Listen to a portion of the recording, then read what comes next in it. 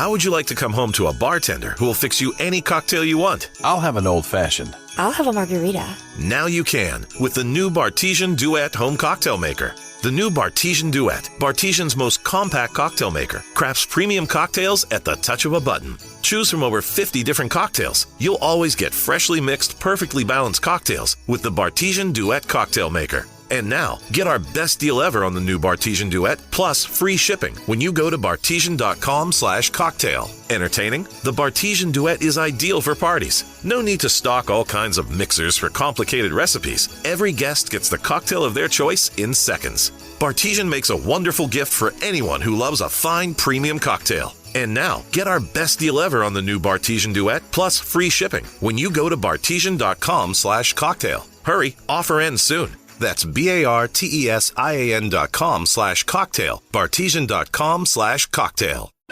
All aboard for your chance to win $1,000 every week until December 28th. That's right, $1,000 cash just in time for the holidays. To hop on board, just head to ChurchillMortgage.com and punch your ticket to the Churchill Express giveaway.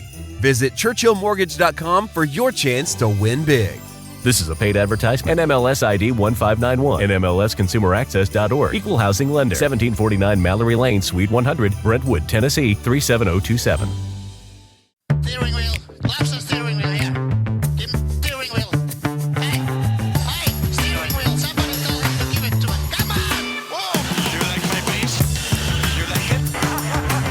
How the f*** is that possible? I'm driving like a grandma. Get that, Ralph? Did you hear me? Come on, radio. Ralph, acknowledge. Now, come on, close it down and kill him. We've got a lunatic on the track down the Hanger State. I am so annoyed.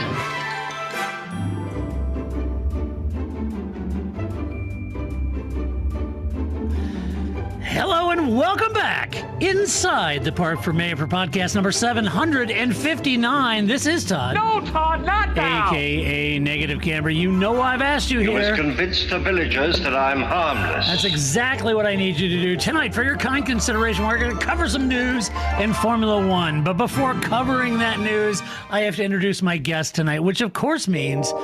That's right, I gotta go all the way to the right coast of America, nestled in our nation's capital, where she does really important things for really important people about really important topics. You know her, you love her, it's the lovely, the redoubtable Grace! Grace, how you doing? That's exactly what it says on my resume. That's right. How'd you know? That's right. That's right. Yes, it says really important Grace, Dark Princess of Statistics. Yes, that's right. Yes, I like it. Yeah. Grace, how you been? It's been a little while since you've been on the cast. It's been like 8 weeks. I know. Everybody's like, okay, dude, that's a lot of Charsley, okay? I mean, this get is prepared, a lot people. of Charsley. You didn't know that those like quad headers was going to mean that's what's going to happen, right? Like, I get know. prepared. We're like, oh, wait a minute. Triple headers mean triple Charsley? Wait a minute. Yeah. And this is my first time recording with you in your new digs. Oh, that's right. Yeah, that's right. You haven't recorded yet. That's right. No. With the Well, I'm still not done. I still got a bunch of junk to put on my shelf and all that good stuff. There you I'm not go. done. But it's a little funny, Grace. Only you could appreciate this, having been my longtime co-host. Yeah. Only you could appreciate this. So over here is my cup right there, that white one you got me. Yeah. About Nick Heidfeld, right? Right. Okay. First white car over there. Nick Heidfeld. BMW son Nick Heidfeld. Jordan, Nick Heidfeld. Over here, I thought it was lost, but I found it. Yes. Anybody can tell me what that is? That's the Sauber Nick Heidfeld. Yes. Right? Look at that. Everybody's like, dude, were you really that big of a Nick Heidfeld fan? No, I like Nick, but there's a little secret. So all of his teammates in those cars were a lot more expensive because they had those really, celebrity teammates. But the Nick Heidfeld cars, they were cheaper. So you just got those. You know that Rubens Barrichello run is a lot cheaper than the Jensen Button. Right. Yeah. So if you're looking at the Ferrari 2004 and you could get the Rubens or the Michael's always more expensive than the Rubens. Right. So I went with Nick Heidfeld. So I got the cars that I wanted, the Sauber, the BMW, Jordans. It's cool. Huh. On the cheap, I might add. Nick Heidfeld. There you go. There you Yeah, all have I it. have is a Thanksgiving themed banner that I did in the back. Look at that. Nice. Very nice. Thank you. I like that. That's For very my nice. office, since I really never leave here now, so I do what I can. Yeah, I know the feeling. So, Grace, we have some sad news to cover We do. on tonight's Yes. podcast. Yes, it's a bit of a downer. The news that just broke the last 48 hours is that Sir Frank Williams has passed, and born in 1942. He was 79 years old. Passed this in the last couple of days, and so that news broke, and certainly there have been a lot of immediate, press stories, and I posted something quickly about that, but. In the last day or so, I've been reading a lot of great obituaries, a lot of great remembrances, right, of Frank, and people just recalling and sharing their stories, and great write-ups about Frank Williams and in his history, his past, his successes, the team, lots of great stuff. And I don't want to sort of retread those paths. Those are great. I urge you to go read those. They're fabulous. But I thought tonight on the podcast, what we might talk about is just a few of the moments that you and I recall about Frank. There's certainly Peter Windsor could wax poetic about him. A lot of the drivers like Valtteri Bottas and George Russell and the people that drove for him could share lots of stories and stuff. But as two fans that have watched Frank for, in my case, for years, and just share our thoughts about Frank. And I was going to share some kind of moments that if you're perhaps a little newer to Formula One, a lot of the remembrance pieces will go and talk extensive about their history and kind of things they went through, where you can learn a lot about Frank and the footprint that he left on Formula One. But if you're newer, I want to talk about just sort of the more recent past and kind of what he went through and what the team went through, and just some inflection points that I can recall that's maybe a little closer than going back to 1977, right?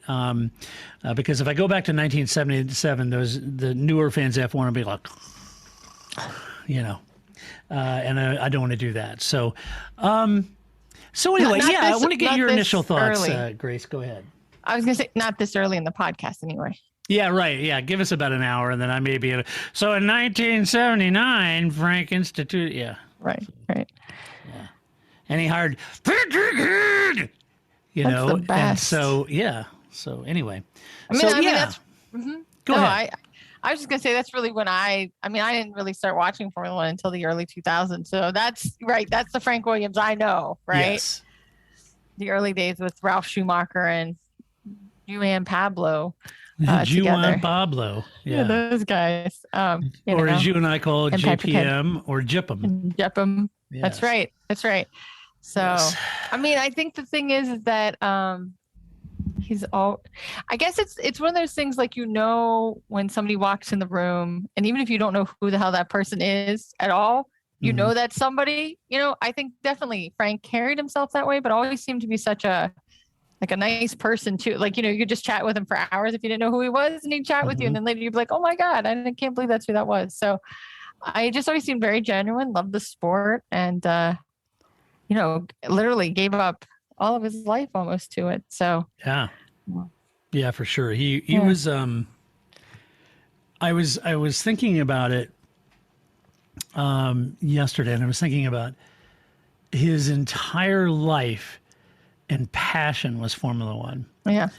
And he was singular minded about that, I think I knew who Frank was, or in my mind, and the articles I've read, the interviews that I've seen and heard, I think I felt like I knew who Frank Williams was, but it wasn't really until that Williams documentary on Amazon came out that I was like, wow, he's almost like, just OCD and his singular focus on one thing, which is Formula One. And he was sort of that old school British, he stiff upper lip, absolutely passionate about Formula One, tenacious as hell. He was a great athlete before his accident. He ran. He was in great shape. All of that, just tenacious as hell. In finding sponsor money, finding people to invest in the team, and the Williams documentary, while very revealing about his dogged determination to compete in Formula One and be in Formula One and do what he did in Formula One, it was hard to not watch the credits roll of that and realize the price that his family paid for that, right? It was difficult not to. I felt really sorry for Claire, because I felt like Claire wanted that connection, that heart connection. So, but he was not a guy that wore his heart necessarily on his sleeve, or he certainly didn't come across that way. And I've read interviews with certain people that said, everybody loved him in the paddock, but he could be hard on his drivers, he could be hard on his team. And you remember, Grace, there was a lot of times no compromising. I remember us talking in podcasts way back when, in 07 or so, and he didn't get hung up around the axle in the emotions of having a particular driver or not. Come and go, whatever. This is the team. This is Williams. You're either going to drive for the team. I don't care who you are. I don't care if you're Damon Hill, you just won a world championship. I'm letting you go, tough. And it was always interesting in just how cut and dry he could be with those decisions. So I found that really interesting anyway. I thought that was an interesting insight. If you haven't seen that, you ought to go check it out now. Yeah. Yeah. That was a good summation. Yeah. So I thought we'd just go through. I just have a few things, and Sure. if you've got some thoughts, feel free to jump in and share them. But one of the moments I remember about Frank and Williams is the infamous water-cooled brakes. Now, in fairness, when the turbo engines start to come into Formula One, there was a real pace advantage that they had over the normally aspirated engines. And it was difficult for the British privateers to keep up with that innovation. So they found that with their normally aspirated engines, they could actually run lower weights in the car. And if they ran underweight, then the normally aspirated engine would be on par with the turbo, right? They would be as quick. And so, but they'd have to contravene the rules in order to do that. So in fairness, the answer was to introduce the so-called water-cooled brakes. That it wasn't just Williams, it was Williams, McLaren, and Brabham that developed this. And the concept was that they would add a tank on the car, a large tank of water, but that tank was effectively ballast. So when they top off the tank, the car met the weight limit, right? Now, that complied with the weight limit, but when the race started, they just dumped all the water somewhere in the general area of a tire, and they just dumped all the water out, making the car much lighter and much faster and underweight, and they were able to beat the superior turbo-powered cars.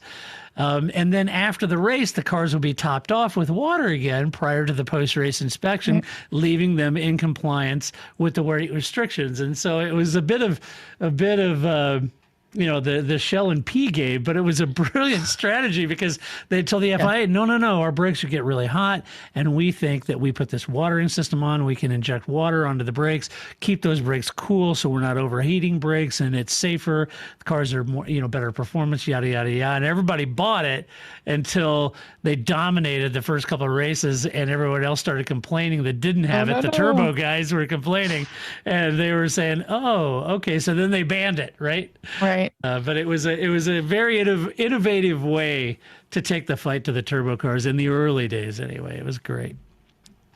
That's right, and I think especially when you're a privateer team, that's where you have to succeed, right? Yeah. So it's like whenever there's a one-off track or early in the season, right? Like anywhere a little skullduggery is going to pay off, you've got to take advantage of that because you don't have the ability to wait for everybody to catch up because then they're going to beat you. So anywhere you can do that kind of thing. But yeah, that's always Yes, I was just thinking as you're saying that, like, there's some part of like we talk about, Christian Horner and Toto Wolff right now, and it's like, I feel like, like parents, when teenagers think they're clever, and the parent is like you invented this, right? Yeah, like you right. don't think I did these things, my friends didn't do these things, you didn't invent these things. I was once a teenager too, right? That's how I feel about these things. Like, this is not new, right? Like this sort of like, what can I get away with?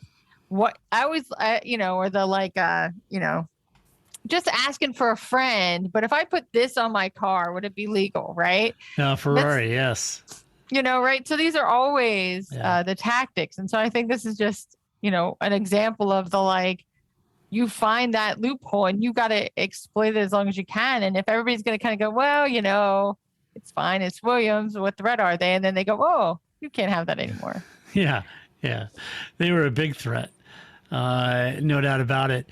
The other kind of inflection point for me, Williams, was back in 2009. Mm-hmm. And in 2009, you recall that Braun GP had just purchased the team from Honda. So Honda, BMW, Toyota all left the series at the end of 2008. So Braun bought the team from Honda for like £1. And he showed up with this incredibly innovative dual diffuser. And he's usually, the Braun GP is credited as the team that invented the dual diffuser and showed up and really caught everyone off guard. But there was actually 3 teams that showed up with the dual diffuser. Braun, of course, was one of them, but so was Frank Williams. Williams had the dual diffusers as well as Toyota, right? And so what they were saying that I remember at the time, so you had 3 teams that had it and 7 teams that didn't. And the 3 teams completely caught the other 7 teams on their heels. Right. And I remember at the time there was some conspiracy that at the time that Toyota had hired some Honda employees who helped them and their partner Williams out with the design. So you had the Honda team, they leave the sport, Braun buys it. There was some noise that Honda had hired some people from, or Toyota had hired some people from Honda. And then as Toyota was exiting, they helped Williams out too with their dual diffuser. So you had Braun and Williams with the dual diffuser. And at the time, I remember interviewing Gary, well, it wasn't me, but we, the website, interviewed Gary Anderson. And he was very much against. He thought the FIA made the wrong decision in allowing the dual diffuser. And he made some very compelling reasons for that. But anyway, that dual diffuser was interesting. Now, in the hands of the Braun, it reaped a world championship. But Williams did pretty well with it. And so I thought that was an innovative part, again, where Williams was that underdog, And that's the thing, Grace. Right. You're a McLaren fan. I've always been a Ferrari fan. But I don't think I've ever met anyone that didn't want Williams to come back from the abyss. Absolutely. I mean, I've said that a million times. Like, if we could will a team into success, it would be Williams. And it's been that way for 15 years now. It has. It absolutely has. I think it's the team we all root for, They were like the consummate underdog after the after their championship winning form went away. And then when they sank so low and everybody's like, oh, come on, Williams, come on. Then it became, just so painful every race. It was like, oh my gosh. And you had to think Frank, and that's what begat, the soundbite I always use, of Frank in the back saying, oh my gosh, what's going on, But it was, How would you like to come home to a bartender who will fix you any cocktail you want? I'll have an old-fashioned. I'll have a margarita.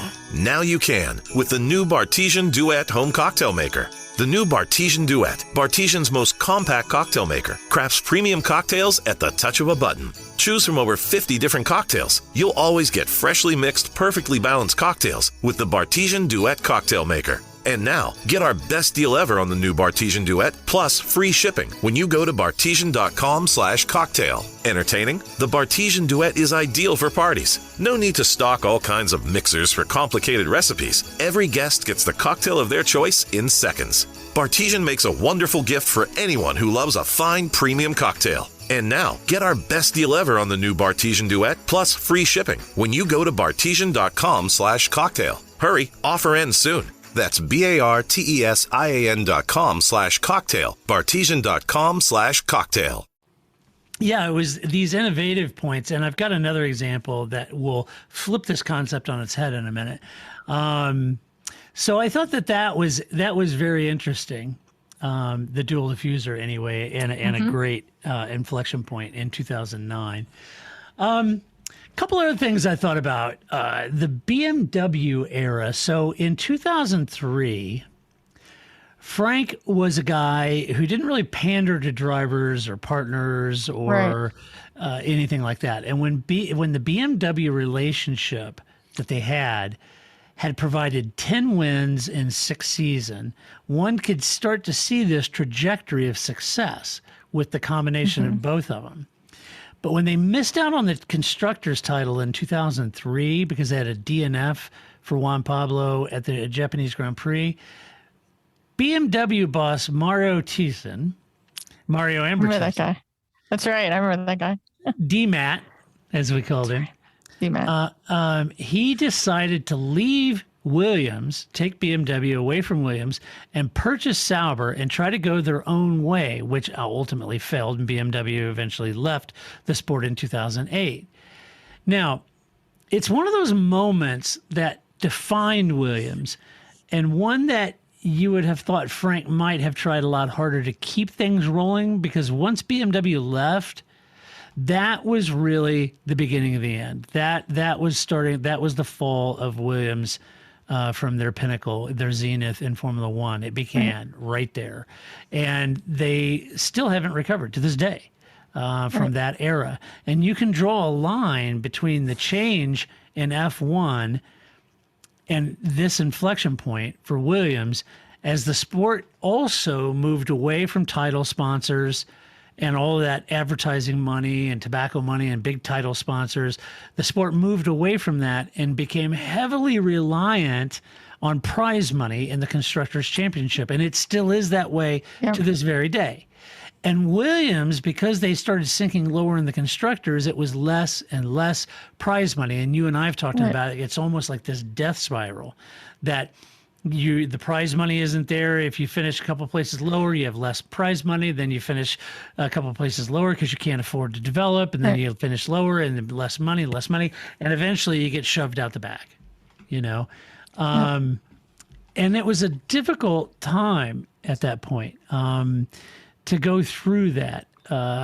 And that prize money just, disappeared or evaporated, leaving very precious few dollars of prize money in which to survive as a team. Go ahead. I was going to say, it's kind of like only paying the minimum balance on your credit card. Yeah. Right? You're going to keep moving forward, but you're never going to get out from any sort of debt because you're just paying that, $15 every month. And just enough to keep you afloat, but it's not really a good survival strategy. Yeah. Yeah.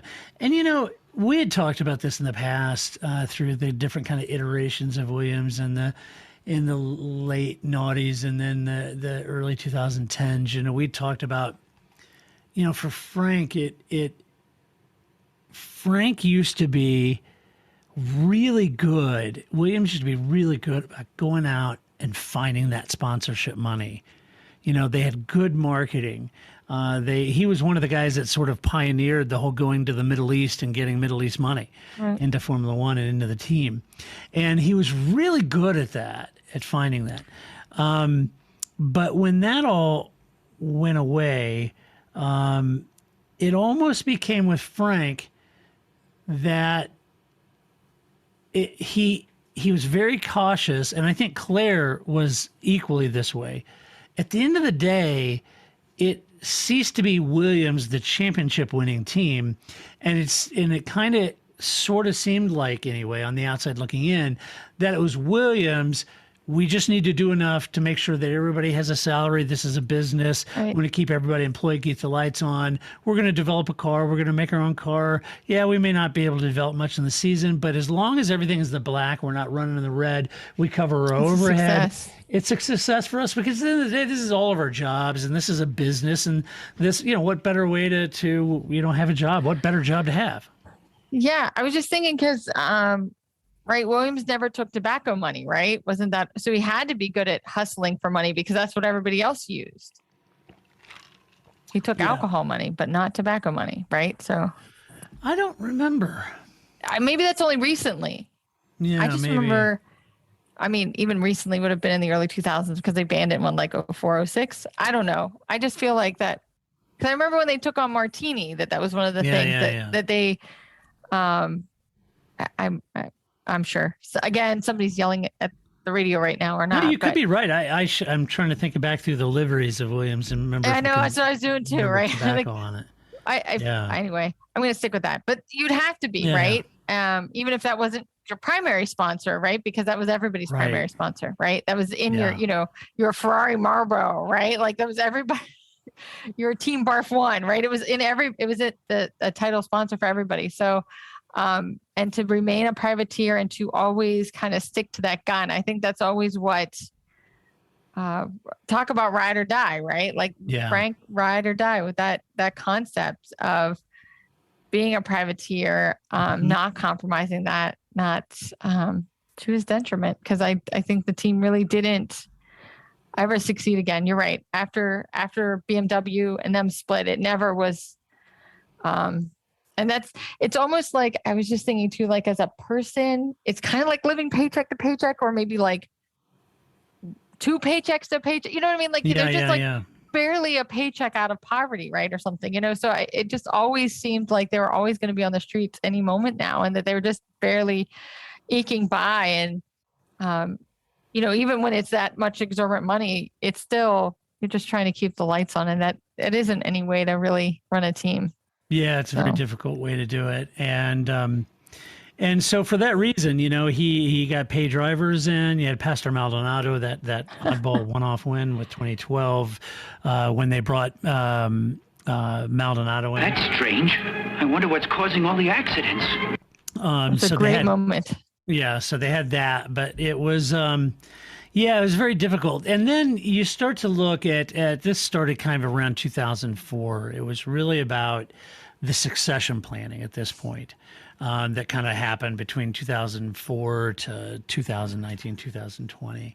And there were several sort of moments during this time. As time went on, I think both Patrick and Frank began thinking about succession planning. And first there was Sam Michael who came in. Oh, yeah, I remember him. Remember Sam Michael? Yeah. Nice enough guy, but wasn't really a designer. He's more of an engineer. That didn't really work out at the time. And as a replacement for Patrick Head, anyway. It didn't really work out. And then Frank brought in Chris Chappell at the time as the CEO, but that didn't work out as a replacement for Frank either. And those first guys that would be stepping in to fill the shoes of icons like Patrick Head and Frank Williams, that was always going to be a tough job for Sam and Chris, So that didn't work out. And then in 2010 and 11, the team brought in a guy named Adam Parr. Now, Adam was a bit of an eccentric. He was a unique individual, and he wasn't winning friends up and down the paddock. And in particular, he wasn't particularly well liked by Bernie Eccleston. And so much so that he was canned, and because Bernie apparently called Frank and said, "You got to get rid of that guy. Guy's got to go." And so Frank got rid of him. And in hindsight, having read that god-awful book of his, I agree with him. So that didn't work out with Adam. And then Adam, I think, later said some controversy. I don't know. He's a kind of a unique individual, that Adam. So then in 2012 and 2013, Frank stepped down from the board and then brought in Claire, his daughter, instead of his son, Jonathan. And I remember at the time that raised a lot of eyebrows because Jonathan, was a dyed-in-the-wool racer Formula One fan too.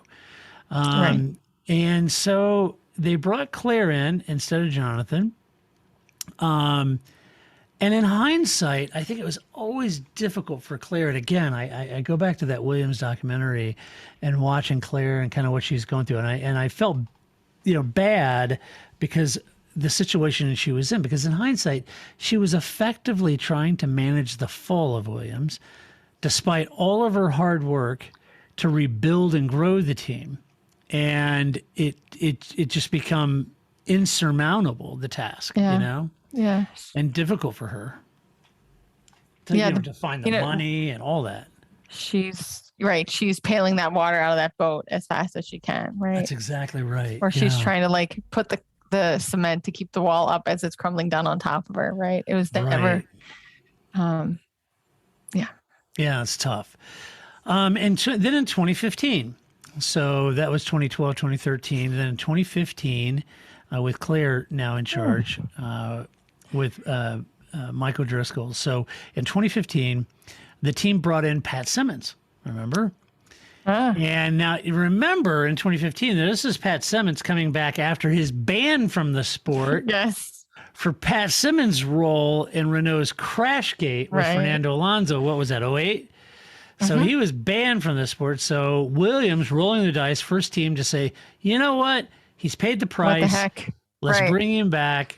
He's not banned anymore. So they brought him back. Now, by all measure, that should have worked. But Simmons was very candid with Claire and Frank about what it would take to get Williams competitive again. And to be honest, I don't think the team had the finances or investment partners at the time to make the kind of changes that I think Pat knew was needed in order to be the kind of team that he wanted to run. Right. And so Pat left, right? Yeah, and you never know what he was told, or what situation, because certainly he had to know that Williams was in a dire place. Yeah. So the fact that he got there and went, oh, you're in a dire place, I'm going to leave. Well, that's not news, right? If we knew that, he certainly knew that. So I think it would be interesting to know, how did they convince him to do this? If it was always going to be, never was going to go wrong. That's just not good. Although it did coin my favorite, Will Buxton, from, I think it's the first Drive to Survive, when he goes, see you later, Patty. Yeah, right. Because he's going to get blamed for everything, because that's part of his role. It's, the sort of technical director person is the coach, right? And so it is where it all falls. And see you later, Patty. Right. So. Yeah. So in 2017, to what you're talking about, the team brought in Patty Lowe.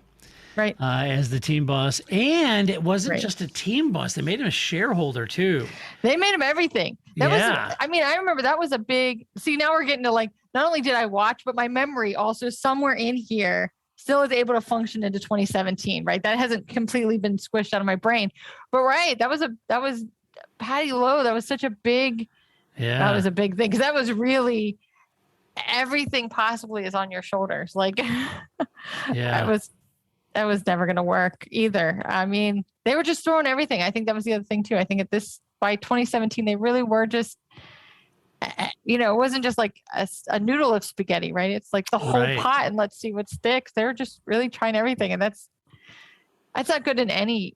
It's right? not. And especially, and so Patty Lowe, who had just been sort of canned unceremoniously by Mercedes. Yep. So then they brought him in as the team boss and shareholder, and that was a horrible situation for Claire to manage. So they brought in Mike O'Driscoll, and they had canned, Patty. All right. And then that Drive to Survive, where Patty walks up, interrupts Claire. Claire didn't even acknowledge that he's standing there. She's having this conversation. He's just kind of standing there awkwardly waiting for her to end her conversation. She just kind of glances over him. Hey, Patty. Hi, Claire. We got the, we flew the parts in, last night in coach, it's like, okay, great. Thanks. Right. Yeah. That was, That was awkward. hard. That was hard. Hard. And I think even just watching, if you only watch recently, or you only watched that race. It was painful, right? And so, I mean, you've just marched through all this history, and you didn't, and you've kind of gone more, the 2000 more current stuff. And so, like, if you think of how they're winning ways and watching that, it was really. You're absolutely right. If you look at the Right? dichotomy between that versus what they were, it was Right. night and day what that team Yeah. was, right? Yeah. Night and day. And so tough. And so there was also some real missed opportunities with investors as well. They completely missed the investment opportunity because Toto Wolff came in 2009. He invested in the team and became the executive director.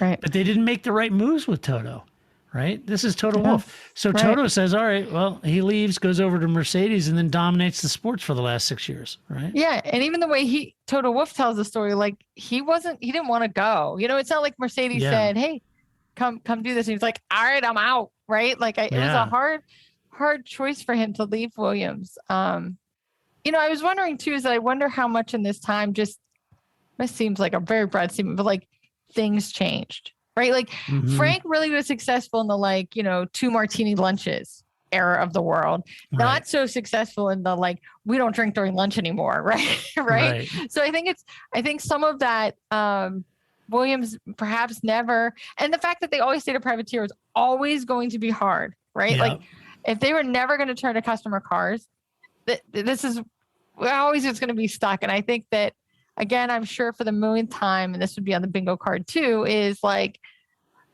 yeah, we all want privateers. That's in our heart, but Frank, this is crazy. What are you doing? Right? Like this, you're not going to succeed anymore. And so I think that, I certainly don't want that to be the legacy. I think the legacy is much more that he stuck to it, right? If you would have listened to me, I would have told him in, 2004 or 2005, like, yo, this boat is sinking. Yeah. But hubris, there's 2 sides to that, right? Like it's what made him successful, and it also could have been their downfall. And in his world, he, Formula One was his world, so he didn't have any plans to stop. No, and he was going to stop when he physically stopped. Right. And that's the kind of guy he was. And then there was another opportunity in 2016 with Lawrence Stroll. So Lawrence Stroll got connected to the team via buying a seat for Lance. Right. Right. So he came in, bought a seat for Lance. He offered to buy controlling interest, and was turned down by Claire and Mike. And he went on to purchase Aston Martin and invest millions, tens of millions of dollars in this team, right? Which could have been Williams. But I think there is that element, like you said, maybe a little bit of that hubris, whether it was Claire or Frank or both. The thought of them giving up controlling interest, I don't think that sat well with either of them. No.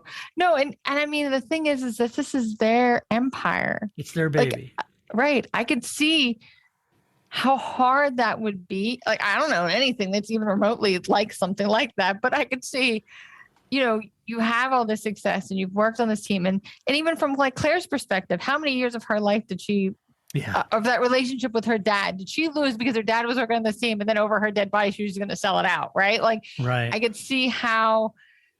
How would you like to come home to a bartender who will fix you any cocktail you want? I'll have an old-fashioned. I'll have a margarita.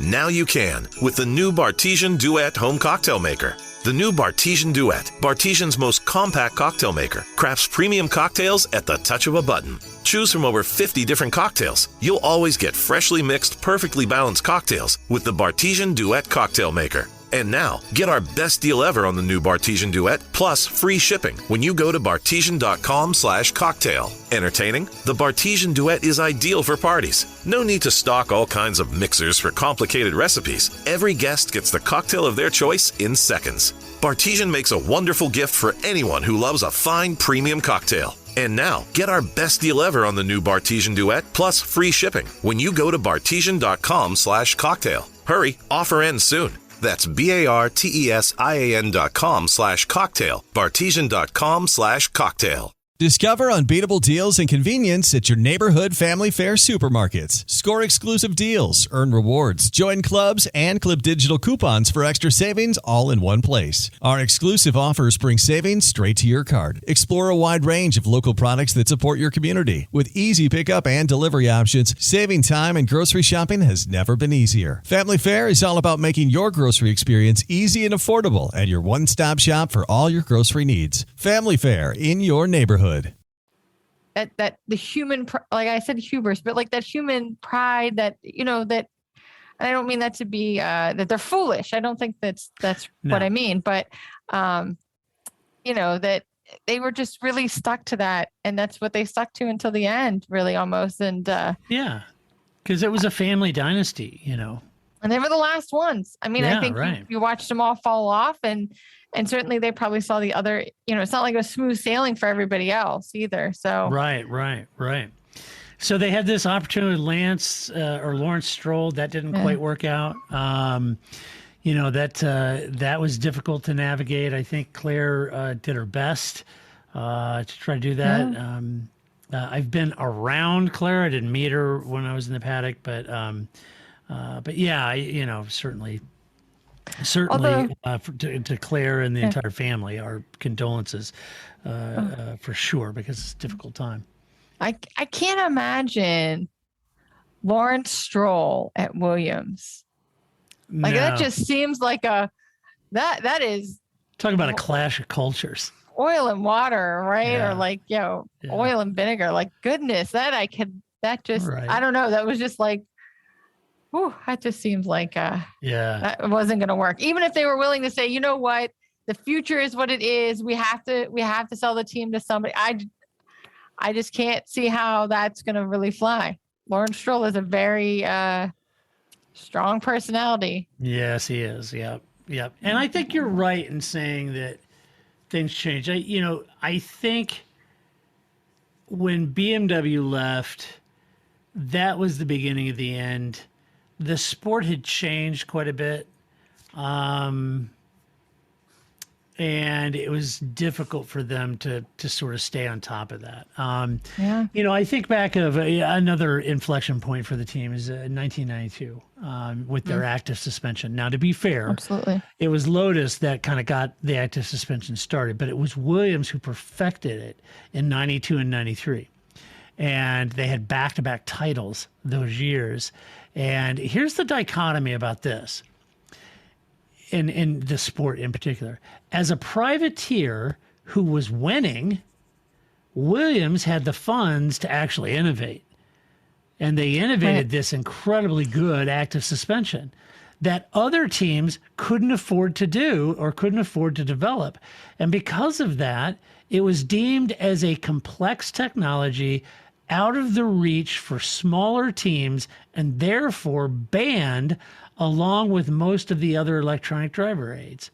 Now, let that sink in for a minute.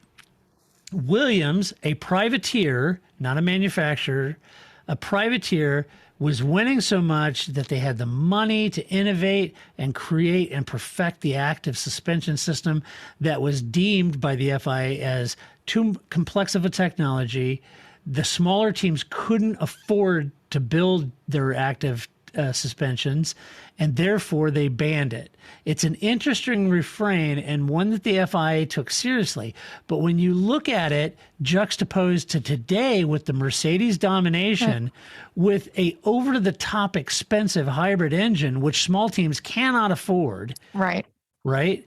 And they can't afford to innovate it. They got to go hat in hand to the manufacturers. Can I have a Mercedes? The FIA is completely silent and has been for 7 years now. And perhaps if the FIA had made a similar move to protect the small teams, Williams now today would not be in this situation or have faltered as much as they did and would have more money to innovate. So, how the mighty have fallen. They were the ones with the cash and innovation. Now today, they don't have the cash and innovations. They're one of the small teams that can't afford that complex technology. And it's just kind of interesting how that flips on its head, if you will. Yeah. Nope. That's just my thought.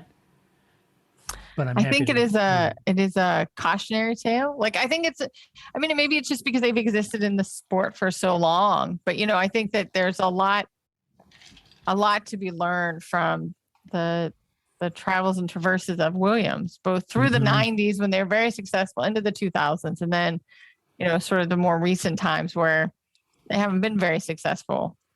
Right. And what is that, like you win today, but no, tomorrow that, it may not roll the same way. So, right. Well, in the end, folks, it all comes down to results, right? And the results are this: 9 constructor titles, 7 drivers championships, 114 race wins, and a legacy that is unparalleled as a privateer. If you consider people like Ron Dennis, Ken Tyrrell, Colin Chapman, Bernie Eccleston, Paul Stoddard, Peter Sauber, Jackie Stewart, Bruce McLaren, and many, many others before them who defined the sport and made it what it is today, Frank Williams would be right there, chief among them, as one of the guys that defined the sport the way it is. The era of the privateer was defined by men like Sir Frank. And today, honestly, think about this. If you're new to F1, you can look no further than Dietrich Mateschitz and Red Bull as this era's most prolific privateer. And that's, folks, it's not because, yes, I just like that picture. That's why I have that Red Bull and I drink Red Bull. But Ferrari's my team. But here's the thing. That's why I get very defensive when people get completely dismissive of Red Bull and said, oh, don't let the door hit you in the butt on the way out. If you don't like the rules, leave it. Get out of here. You'd be better off with Red Bull. No, it wouldn't. They're continuing the legacy that Sir Frank created as a privateer, a non-manufacturer, building their own cars and winning races. That's what Frank did. Frank was the blueprint for that. Ron Dennis could be argued was the same, right? So don't dismiss those people like Red Bull, like Gene Haas and Haas F1, right? AlphaTauri, because those are teams, and even Sauber, yes, it's got Alfa Romeo on the side of it, but it's not a manufacturer. And so, have a little deference for those privateers because it's not easy. And Williams it's a testament. And Red Bull was at the pinnacle, Grace, 4 championships in a row. Mercedes pulls the rug out from underneath them with a hybrid engine, right? And they've had a baked-in advantage, and they go, really, it's a really close season. Oh, is it? Because now all they're doing is turning the wick up, and Lewis is mopping the floor with people right now. So if you look at, they fell and they're marching back, to take the fight to Mercedes at least. That's not easy to do. I think when most people react to Red Bull, they're reacting to Christian Horner, and maybe at some level Max Verstappen, but yeah, right. Right. So I think that's part of it too, is that, like, of course, especially Williams, you think of Frank Williams, right? Because they have the name, right? Like, but I think that, and especially because Red Bull doesn't have, well, they got Helmut Marko. Yeah, he's been great for them too. But I think that, any great company, like when Apple moved to a new CEO, right? And Tim Cook took over, you all hold your breath. Right? Like that first step away from whoever is your team principal the first time to whoever it is the second time. And I think that's true in every organization because it could be completely different. And so I think we've never seen Red Bull without Christian Horner. And I think Christian Horner has grown into being the evil villain on the pit lane. I think he's always kind of been that way. But, I think that now with, Drive to Survive, he just lives up his Karen Horner persona. But I think most of that haterade is more at Christian Horner and how he carries himself, because he isn't very Frank-like. It's not like he's the only one that's on the horn with Michael Massey. They all are. Oh, yeah. It's just his persona in doing that is, is quite forceful. Yeah, it's always important because you could get, and if you're a Red Bull fan or Ferrari fan, you get bent about Mercedes or Toto or whatever. Sure. It's easy to do, but don't lose sight to all the men and women that work for those teams who work their tail off to try to make that team a better team. Yeah. And that goes for every single team up. And it's easy to say Gunther Steiner and Haas, and Haas has got, what a joke, couldn't develop the car. There's a lot of men and women working for Haas. They have a lot of pride in that team, and they work hard with the resources they have, and it isn't easy. And same for Williams. Yeah, I think that so two things, right? Lewis speaks that a lot, that he realized that, if he wins, not only does he get a bonus, right? But so does everybody else at the factory, right? Like other people benefit when he does well, and that's something that drives him. But I was also thinking, I think it's in Steve Matchett's first book when he talks about Minardi, and like, it makes sense, right? Yeah, I'd work at Ferrari. That'd be great. Why does anybody work at Minardi, right? Like, why would anybody work at a Haas, right? And how he talked about how, not only is a place like a Minardi a stepping stone for a driver, right? Like George is at, Williams and he's going to Mercedes. Right. The same thing happens for all the, all the engineers and the mechanics. You start at a lower level team and you move up the grid, but that's your season, that's your family, that's your team. And so the idea of just thinking like, you're a Minardi, you're a bunch of losers, they don't think that way. And neither does Haas. And that, of course, we team principals especially are very visible next to the drivers, right? Who do you know? Again, it's just like any other sport, right? You know who the quarterback is, you know who the coach is usually, right? Because they're that first line non-player that we all know and that you see them on the sidelines and, right, whatever, and calling the play. So I think that's the team principal plays that same sort of role that is very visible. And so, it really can drive what looks like an ethos of the team. And so that's why I think that Red Bull often gets caught up in Christian Horner-ness and that's what people react to. And I don't think Max Verstappen-ness helps that, right? Necessarily. So could be. Well, anyway, that's what I was thinking about Frank. I think, absolutely. No, I just think, I think that I was, I like everybody, I was shocked, it was just like, oh, let's see what's happening on Twitter, right? Like it was just, I think that if you've been watching the sport for any amount of time, you have a connection to Frank. It's not like I know him, I've never met him, right? Like I know him from the documentary. I know him from reading articles. I know of him. I don't know him, but I think that, I think everybody has a warm spot for Frank that's ever been involved in the sport. So I think that it speaks to who he is. It speaks to the legacy of the team, and that everybody has something, some touching story. Like you're saying, like just reading people's stories or even, like some of the new, like Lando Norris, who's like, I never really met Frank, but, I've heard all these great things about him. Right. So I thought that was really sweet. I think it's what we'd all want Twitter to remember us all by, or these are the things we'd want us all to. You hope you leave the world with that kind of an impact. Yeah, absolutely. Speaking of impact, Grace. This is a great segue. I thought you were going to go with Lando. Speaking of Lando Norris, but no. Speaking of Lando. Why would we do that?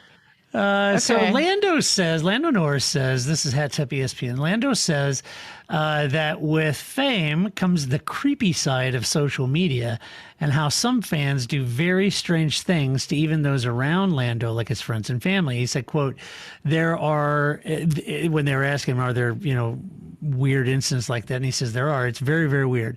Honestly, it's very creepy what some people do. The time they spend trying to investigate things or people or whatever. I just laugh and find it very funny, but it's very weird. It's just odd, end quote. He said that it's weird even when you're out doing normal things in life, like going to the bathroom or going to the loo, as Paul might say.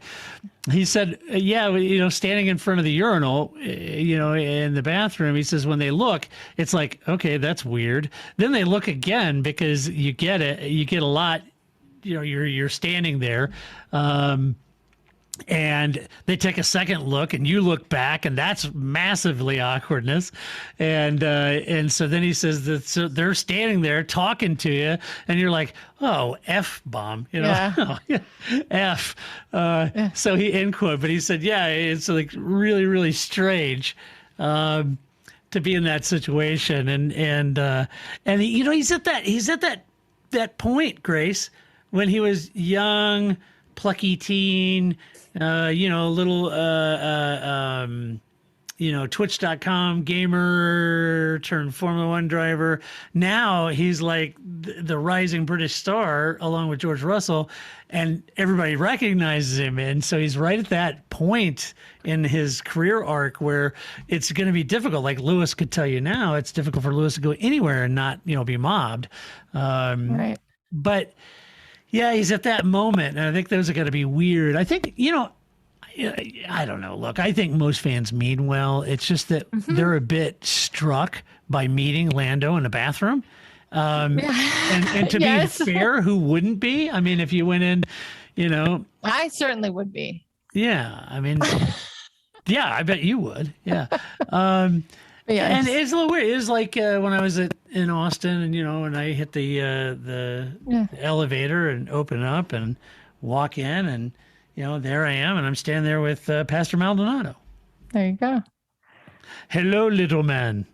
And I'm like, "Hey, Pastor, how are you?" He looks at me like squints, like, "Should I know you?" And he said, "Oh, doing well." We had a delightful conversation. You're a nice guy. Yeah. But anyway, yeah. Drives for shit, but is a nice guy. Yeah, it's right. I don't know. Look, I've always treated celebrities no different than I treat other strangers or friends. I really don't. I don't. But I think, I'm sorry. I think even, doing this podcast, right? We've been doing this for eons, and I'll meet fans, we'll be at a race or somewhere, and we'll be talking to somebody, or we do a fan gathering, and people know things. And I'm like, well, I never told you that. No, but I told you that, right? Like, so. And so I could see where that's kind of weird that you think you're having this. It's just you and an interviewer, and you're just talking about stuff, or you're talking about the things you did today. And somebody's like, "Oh, how's your cat doing?" Right? Like, why do you know that? Oh, right. Because that's what I blathered on about for 20 minutes in our last show. So I can see even just in that, like, it's weird. And social media is only, sometimes makes that weirder, because I realize that sometimes people know things, or they know parts of things. Like, the cats is what made me think of this, but like if somebody has an event, a baby, or a surgery or something like that, people only catch parts of it in their feed, right? They don't go to your page and read the whole story. Right. They just get your post as they show up in their feed. So then I was like, I'd have to ask people, well, what do you already know? Because I don't know what you know, because you've only caught parts of it.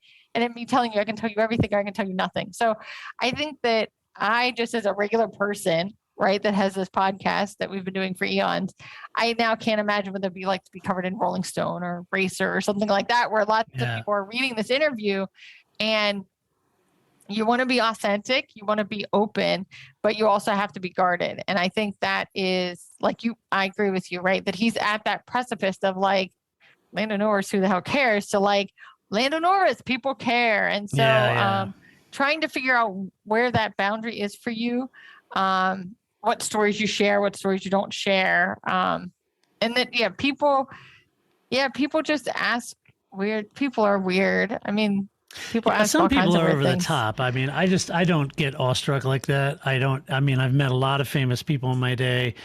And in terms of Formula One, I'm not just in an autograph, line, but I've been interviewing them. I've been in press situations with the media and with teams and spent a lot of time with a lot of the drivers and stuff like that.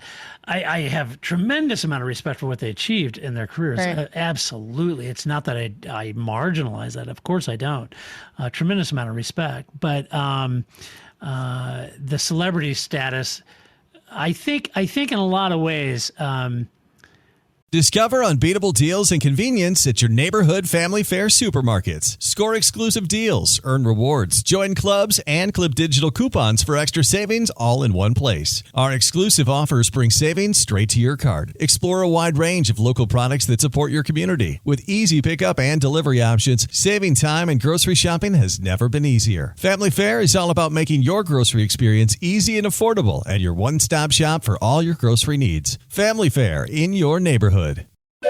All aboard for your chance to win $1,000 every week until December 28th. That's right, $1,000 cash just in time for the holidays. To hop on board, just head to churchillmortgage.com and punch your ticket to the Churchill Express giveaway. Visit churchillmortgage.com for your chance to win big. This is a paid advertisement. NMLS ID 1591. NMLSconsumeraccess.org. Equal housing lender. 1749 Mallory Lane, Suite 100, Brentwood, Tennessee 37027. I find that it's not their celebrity status that makes things weird. It's the fans' reaction to their celebrity status that make it awkward. So, like, for example, when I met Sebastian, I followed Sebastian's entire career. I've met him a couple times. Super nice guy. Yeah. Great conversation. But I know a hell of a lot more about Sebastian than he does me. He doesn't know of me from the bellhop at the hotel, right? And yet I know all these intricate things about his life, his career, what he's achieved. And so it is difficult. I quote the late Neil Peart, whose lyrics famously said, "I can't pretend a stranger is a long-awaited friend." And in the song Limelight, which is very true, because people have a tendency to feel like they know you, they know these people. We watched Drive Survive. I saw it. I know what you're like. And they really don't. And so yeah, that would be a little awkward. Yeah, I was just gonna. But add not at the urinal, or as Paul might call it, a urinal. Oh, right. Yeah. No, that is right. There are rules about those kind of things. No, I was thinking. I saw an interview recently with Kevin Durant, the best NBA basketball player, that he was talking about how his relationship with social media. And he's like, yeah, when I first, sort of got into NBA and I took it all personally, like people would tell me, whatever, and I'd take it really personally. And he's like, as I've had, more experience with being, famous and being this basketball player and social media, he's like, I realize people just want to make a connection. So people will say things, he didn't say will troll me, but I'm going to summarize it that way. People will troll him just because then he reacts. And then it's like, oh, I made Kevin Durant mad. Look at how great I am. Right. Well, so that was not my intent when I said, happy birthday, Christian. It's tomorrow. That was not my intent. And I think I did get a reaction. You sure did. And it will be a key phrase forever on this podcast. But I think I need to get a shirt that says it's tomorrow. People will always, that's what humans are always trying to do, right? We're always trying to make connections. We're social people. And it is weird when it catches you off guard, or it's somebody that you're like, I think that's somebody famous, or, you do just get awestruck by somebody that they've been doing something. And I think we're all just really trying to figure out how to awkwardly interact with each other. And that's all we're really looking for. And so that's what came to mind, is that Kevin Durant really kind of went through that same ebb and flow. And he kind of had to realize that now I just don't take it personally, because they're just trying to get a rise out of me for fun, because they're just trying to make a connection. Right. And that's what people want. Hey, in other news, your team quickly, McLaren takes control of an IndyCar team. This is Hat-Tip Motorsport. The tie-up between McLaren and the Arrow Schmidt Peterson Motorsport team started back in 2019, but they are now official, with McLaren announcing the finalization of their 75% controlling interest in the team, which effectively means that McLaren have an F1 team and an IndyCar team, folks. That's right. That makes sense if you consider Zach Brown loves American motorsport, and in particular, he loves IndyCar, no doubt. No secret about that.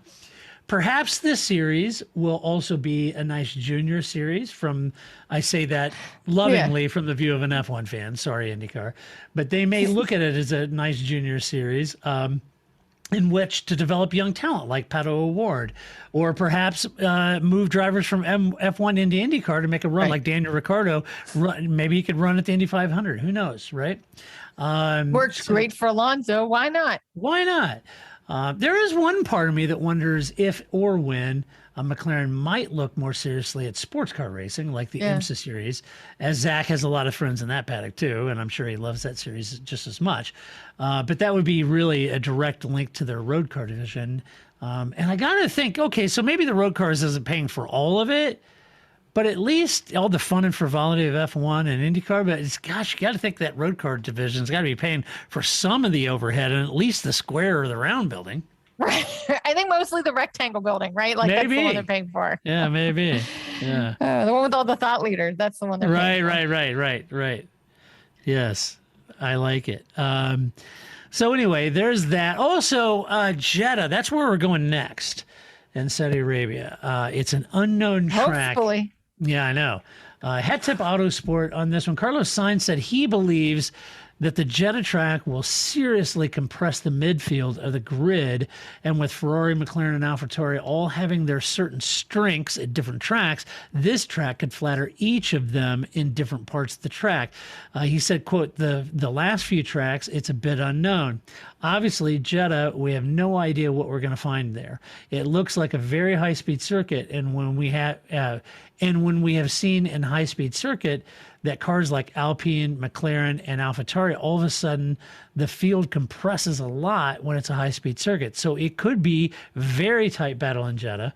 Then in Abu Dhabi, when the new changes they've done to the track, also it looks like it's a higher speed track, and that than it used to be.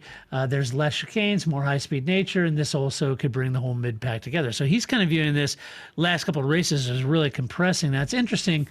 The designer of the Jeddah track says that in their mind, it's way too difficult right now to know if this is an obvious Mercedes circuit and it might work against Red Bull. It's too early to know. Because it's not finished? Because it's not finished. They haven't figured out where to put the trash containers and, all that good stuff. So, I don't know, man. You should have done what Bobby Epstein and Tavo did down in Austin. Just hire the Australian Grand Prix folks to come in and handle the event for you because they're pros, right? Yeah. So anyway, time will tell as we head in. I say at least we do know this. We know that Lewis Hamilton does very, very well at new tracks, just like 2 weeks ago. And that is always a factor. Always a factor. So you got to keep that in mind. Oh, yeah. Lewis is a new man now. Oh, yeah. Yeah. Rejuvenated. He is gunning. I don't know. I don't know what they're feeding him, but yeah, he's the new man now. So turn that wick up. I don't know.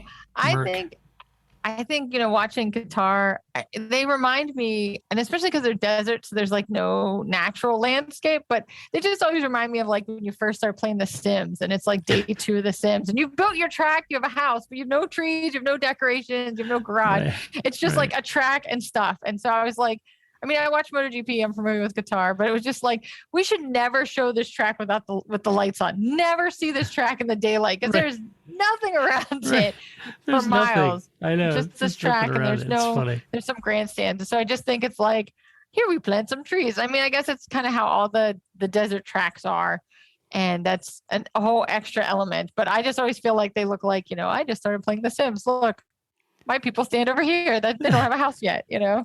Right. I don't have enough money yet. I don't have any that's stuff. Funny. So we'll see. We'll see how that goes. We'll see how it looks. And a new track. It's always fun. New track, yeah. Who knows? It mix things up. All right, let's do some Alvin's Cats. Seriously, Todd. Stop yelling at Todd. All right, Grace. What do you got in Alvin's Cats? Well, I feel like since I haven't been on for like 7 weeks, I just wanted to give a quick recap of the last 4 races. Okay. And my non-racing highlights. Do it. Because I know that you guys already covered the racing highlights. I don't need to talk about that. See? Because I know this is what you guys do. But the non-racing highlights, I don't know. So I thought in Austin, I think my favorite moment was definitely Shaquille O'Neal standing on the podium and remaining on the podium as if and because he's so tall and the drivers are so short, he looked like he was in first place and that Lewis was in third and Max was in second, right? Like he looked like he won the race. Why he still stood there, who knows? But it's Shaq, and he talk about being weird and awkward. That's what he like. Who's surprised? He rolls up in this giant vehicle and just stands there. And who's going to tell him otherwise? Who's going to be like, excuse me, Mr. O'Neal, you need to stand over here now. You need to get out of the shot. Yeah. I'm not telling Shaq that. So, but I did love the whole, as an NBA fan, I did love the whole, Chris Bosh and having basketball there. And I thought that was great. So I really enjoyed, Austin was great. And that was a great vibe. Mexico, a boring race as always, and yet Max Verstappen seemed to make the most entertaining podium of the year boring as well. They're rising you out of the ground. Could you pretend to be excited? Could you pretend that you just want to race? Nope. He looks just as bored as we all are. This is the only highlight of that race, and you continue to look boring. Personally, I think that they should have just put Kimi up, right? Just for one last time. Let's just bring Kimi up out of the stage and see what happens, right? Right. But yeah, Max, try to look a little more excited when you're winning and they're bringing you up out of the ground like that. Brazil, my favorite non-racing highlight about Brazil was, so they gave him these laurel wreaths when they won that were super awkward, which of course I love because they kind of put them on and it was like, they kind of look like a wet cat, like, oh, what do I do with this thing? And then so I know that you're also a big Ted's Notebook fan as well. And so the Ted Notebook, he's just wandering around, the back, and it totally does look like a mall, like an outdoor mall in like Arizona or something. So he's just like wandering around, and he spots in the Red Bull's garage or in their little motorhome, the laurel wreath, like on the ground up against the wall. And he's like, they're going to throw that out, aren't they? Well, like, so somebody didn't think of that. Like, how are they going to get it to Qatar, right? Like, what are you going to do with this giant laurel wreath? Send it back to the factory? Do you send it to the next? Who's packing this, right? So that was a very good logistics question. But he's just like, are you going to throw that out? He's really obsessed because that's part of Ted's charm like he sees something and he just like seizes on it. So then Alex Albon brings it out to him, and they have this whole funny exchange about the laurel wreath, and that Alex Albon tries to get Ted to take it, and Ted's like, no, you should take it. And anyway, I enjoyed that because I don't know who thought that was a good idea, who made that decision. Well, they're doing that with the sprint races because that's how. Wait a minute, have they done this before? Did they do that at Silverstone? Yeah, they're doing the race with the sprint races because it's a nod to the old school. Because in the old school, they always did race. It is right. I get that it's old school, but I thought it was just a Brazil thing. I didn't realize it was a sprint race thing. Yes, it's a sprint race thing. Shows you how close I'm. Like, spotting those mailboxes over here, right? Yeah. Eagle eyes. But anyway, I thought that was really funny, and those wreaths are really giant and awkward, and and I agree that while we're on sprint races, Brazil is the only place you can have them. So unless you're going to have 6 Brazils next year, I'm not a fan of the sprint races. But that's just me. I think it works there. It's a short track. It's kind of fun, but I'll let it go. And then finally, we get to Qatar, and not only is it a track you should never see in the daylight, but Alonso P3, Alonso 2022. That's right. I can't spin all the way around. That was a bad idea. That's right. So yes, I was very excited. I was very excited as you. All you longtime listeners will know that, for like every year since 2004, next year is going to be Alonso's year, right? So, so there you go. We're back on the Fernando Alonso, driver, Fernando Alonso for 2022. So Alonso 22. That's right. I love it. That's right. It's going to happen. Good stuff. The only thing I got, I had a big shout out to my friends Ilya, Darren, and Trevor. I had a wonderful chat with our top patrons, supporters over the weekend. And so it's all around the world, right?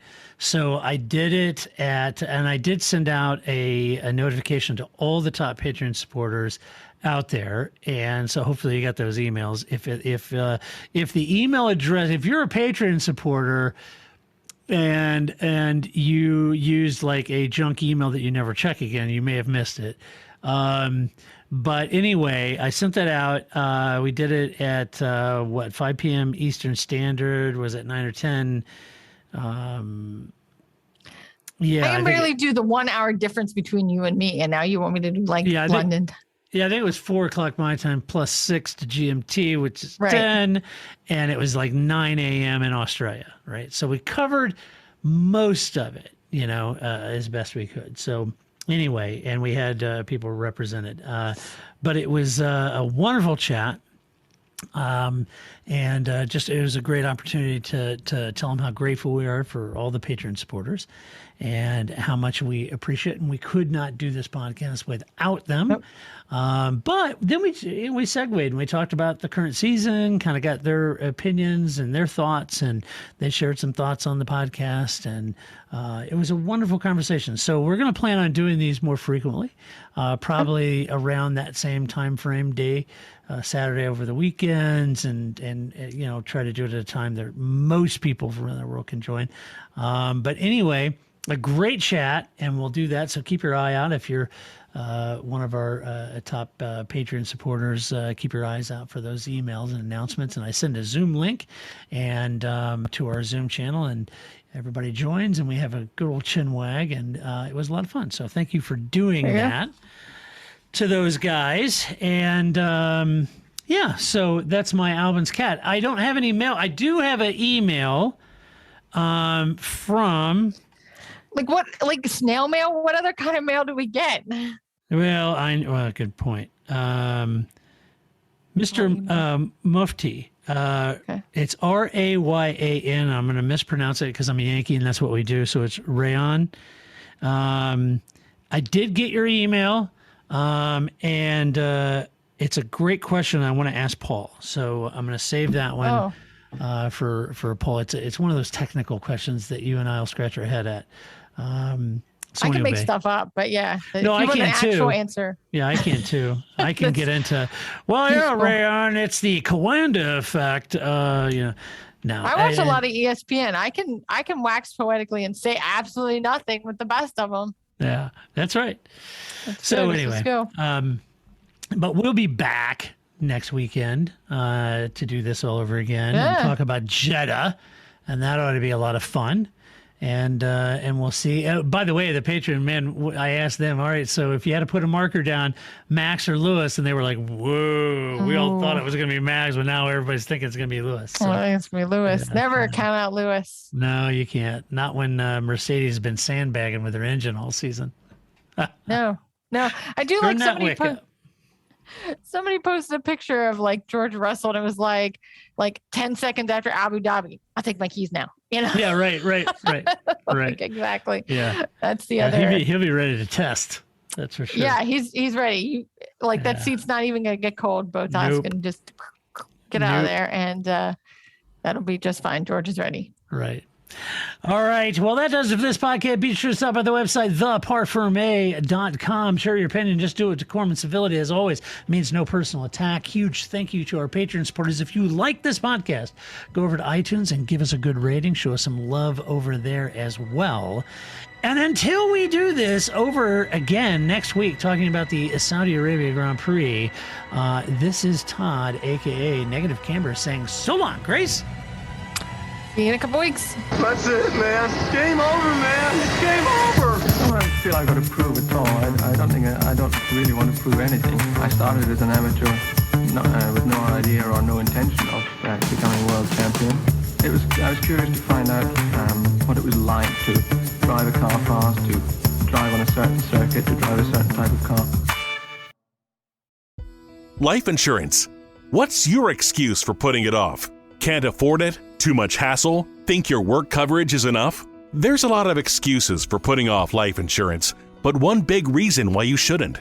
If the unexpected were to happen to you, who would pay the mortgage, the kids' tuition, and all the other bills? In a time of grief, the last thing you would want is for your family to have to sell the house and struggle to survive financially. At Ethos, we could get you covered in just 10 minutes and boom, family protected. Rates can increase the longer you wait, so no more excuses.